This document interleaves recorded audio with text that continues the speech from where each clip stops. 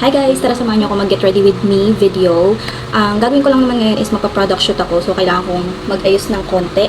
First, huwag natin kakalimutan yung sunscreen kahit nasa bahay tayo. After that, makikilay lang ako ng very light.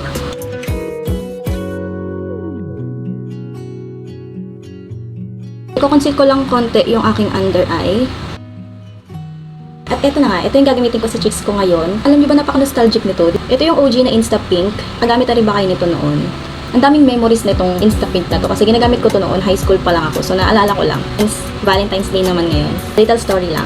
Naalala ko itong ginagamit ko to noon. Nililigawan pa lang ako ng asawa ko noon. So high school. Imagine niyo kung ilang taon na kami nagbobolahan ngayon. Naalala ko lang. Tsaka, sobrang gandang gamitin ito guys. Kasi noon, syempre, for the tipid-tipid tayo, mga estudyante pa lang tayo noon. Sobrang tipid talaga nito. As in, pag sinabi niyang tipid, tipid talaga. Kasi, one dot lang. Sobrang pakak ka na rito. Ayan, ganyan lang. At kapag binlend nyo siya, sobrang ganda ng pagka-pink niya. Fresh lang. Sobrang fresh lang ng aura mo dito. Ayun, isang dot lang. Pero tignan nyo naman kung gano'n ka-pigmented yan.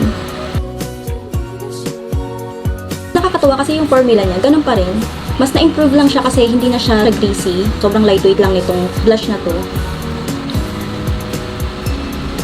Isa pa sa nakakatuwa guys ha. So, sobrang tagal nitong Insta Pink na to. Pero hanggang ngayon nagtitrending pa rin siya ngayon dito sa TikTok. Talagay din ako ng konti sa baba. Hindi lang siya pang cheeks. Pwede siya sa eyelids at sa lips. So, lalagay ko na rin yan dito sa kabila.